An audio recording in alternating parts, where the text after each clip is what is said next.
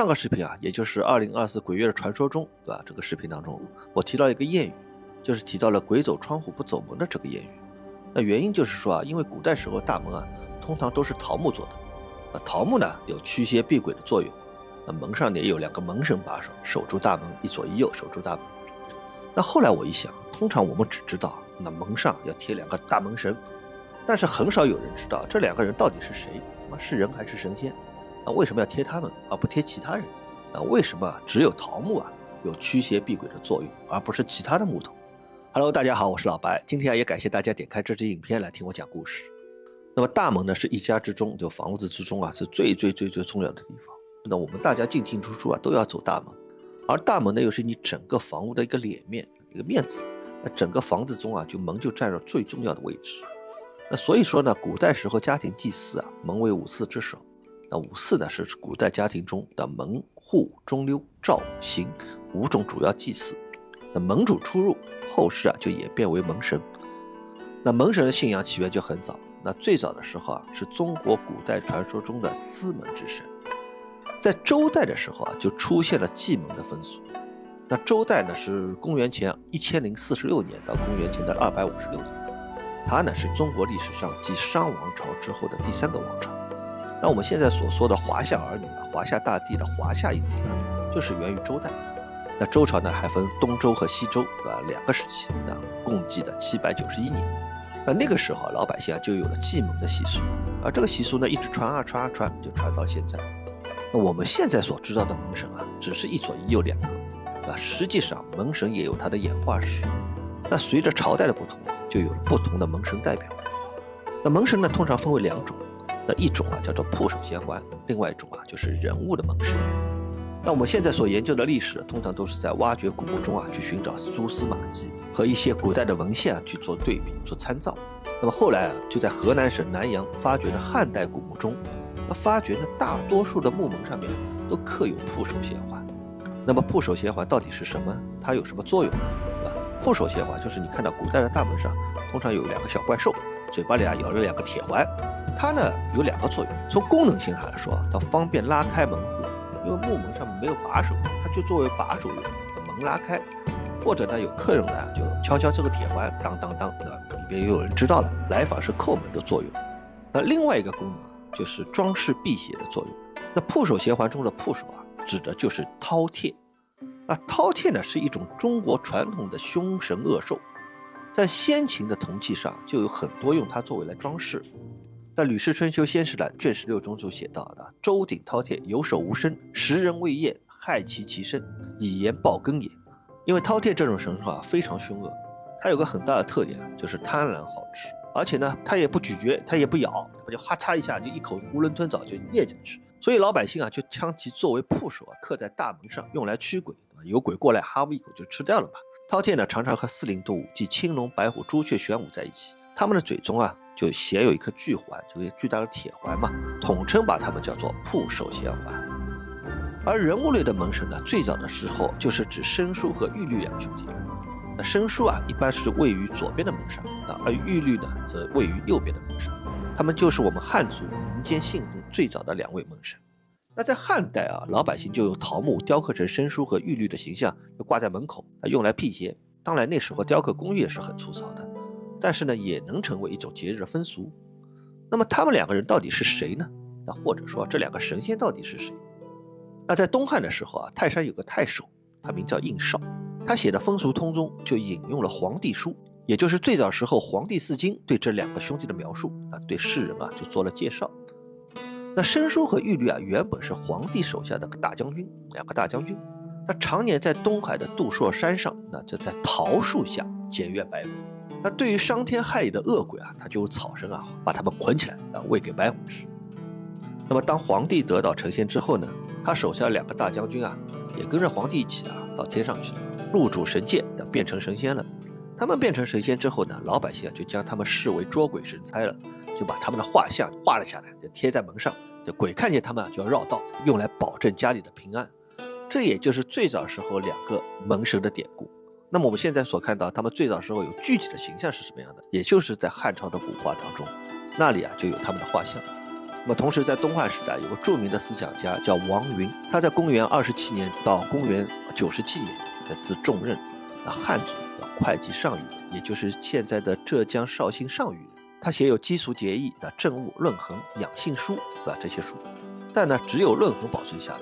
那他在《论衡定轨》中就引用《山海经》中所写道：沧海之中有度朔之山，上有大桃木，其曲帆3000里，其之间东北曰鬼门，万鬼所出入也。那上有2神人，一曰申叔，二曰玉律，主月领万鬼，恶害之鬼，只以为所而以食乎？于是皇帝乃作礼以食驱之，立大桃人门户画申叔、玉律于虎，宣为所以御兄妹。那这个意思也就是说，2神把守万鬼出入之门，担任监视纵鬼的职责。那后来皇宫和民间就用桃木来做门了，桃木板上就绘有申叔和玉律的画像，用来以求驱鬼避凶。那说完神仙就说凡人。那到了唐代呢，门神的位置就被有名的武将所替代了。那传统的武将门神中，影响最大、民间张贴最多的，莫过于唐朝的秦琼、秦叔宝，还有尉迟敬德、尉迟恭2位将军，被誉为天下第一门神。大致在元明清时期呢，历史演义小说《隋唐演义》和神话小说《西游记》就开始在民间广为流传。那这个时候呢，这2位门神的形象就开始深入人心了。据《隋唐演义》第68回陈侯至怨女出宫，赠钱蒙阴私定案中就描述到，那突然有一天唐太宗李世民就不知道为什么就一下病倒了。那虽然说你是个皇帝嘛，对吧？吃五谷杂粮，总有病倒一天。那皇帝病倒之后御医大小宫女就天天围在身边天天伺候他。但是这次病倒就很奇怪，就不管你用什么药病情一点都不见好转。那过4、5日不可痊愈，而且病情越来越重，恍惚中似有魔祟，总觉得四周有畏魅魑魉、怪力乱神来取他的性命。只有秦叔宝和尉迟恭2位大将军来问安的时候唐太宗一下就觉得神清气爽了，病痛全消了，没病了。但是你这样也不能天天让他们来毕竟2个人是大将军嘛，在军队中身居要职，每天要处理很多事情，很多军务来。那于是唐太宗就命画师图2人之像，宫门以正之，就是让画师给2位将军画像，把那个画像张贴在宫殿的大门前，用他们的眼神就震慑住这些妖怪。这也就是最早秦叔宝和尉迟恭化身为门神的最初的起源之一。那《西游记》中的故事就更为曲折，也更为详细了。那据第10回2将军宫门正轨的唐太宗地府还魂中就写到了，那泾河有个老龙王，泾河有个龙王，不知道因为什么事情就触犯了天条，那触犯了天条就被玉帝要斩首了嘛。反正事情蛮大的，要被玉帝斩首。而监斩官就是唐太宗的名臣魏征。老龙王就向唐太宗求情了，就想让太宗就是下旨让魏征手下留情。那唐太宗一看哎呀，老龙王毕竟是条命就答应了老龙王我会偷偷的和魏征说一下让他刀下留情。但是没想到在53刻开刀问斩之时不知道为什么唐太宗把这个事情忘记去关照魏征了。魏征不管手起刀落，时间到了嘛，手起刀落，咔嚓一下就把龙头给斩下来了。龙头斩下来，老龙王就一命呜呼了。冤魂就开始怪那个唐太宗，你言而无信嘛，你个皇上言而无信，对吧？于是夜夜在宫门外哀嚎讨命，搞得唐太宗就整夜无眠，没办法睡觉了。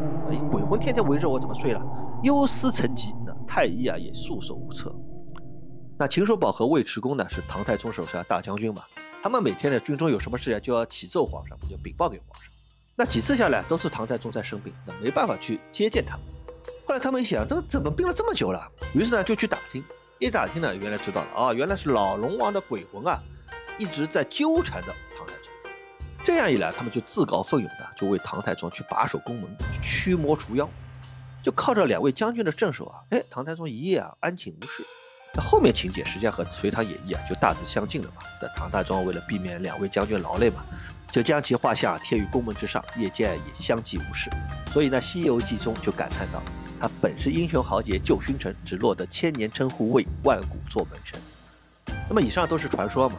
那么在唐朝就将勋如云，那秦叔宝、尉迟恭为何能够脱颖而出获得唐太宗的绝对信任，而占据门神的 C 位呢？那古代的皇帝用人无非就看2点嘛，第一是忠诚，那只有绝对的忠诚才能换来绝对的信任。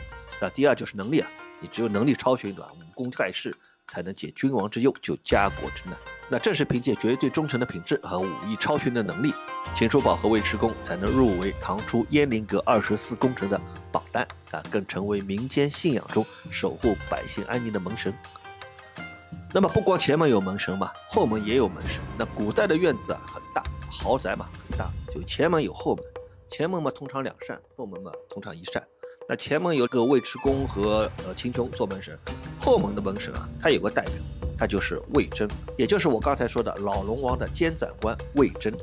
魏征呢之所以能够成为后门门神他有文字记载，在小说《西游记》中就写到，唐丞相魏征斩了泾河老龙王之后呢，老龙王的鬼魂就每夜进入内宫，找唐太宗李世民索命。那无奈宫门之外呢，有秦琼和尉迟恭2位将军把守，那老龙王的冤魂只能到皇宫的后门砸砖碎瓦，只能从后门进去。但是因为秦琼和尉迟恭呢，他已经在前门把守了，那后门没有人了。那魏征一看呢，他只能亲自手持着猪龙宝剑夜守在后门。那时间一长呢，前门也进不去，后门也进不去，对吧？老龙王的冤魂只能自己离去了。那历史上还有很多的门神排档，那比方说孙膑和庞涓，那赵云和马超，萧何和韩信，孟良和交战等等。那这些门神都是以武将的形象出现在年画当中。那么有武将的门神，那么有没有文官的门神呢？那么当然也有。文官的门神，比方说文财神比干，那蜀汉丞相诸葛亮，还有祈福类的门神，画的基本上都是大家是耳熟能详的福神喜神招财童子等等。那不管什么形式吧，门神的主要作用基本都是人们祈福纳祥、辟邪驱凶的一种愿望的一个体现。好了，这就是这一期的老白的道听途说今天也再次感谢大家点开这支影片，同时也感恩大家的订阅。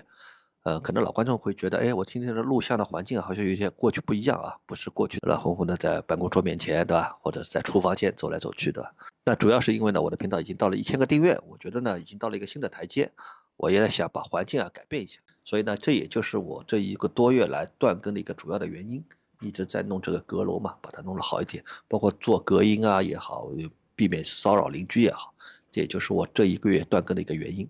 好吧，也今后呢，也希望大家继续支持我的频道，也希望大家继续来听我讲故事。好，我们下一次再见，拜拜。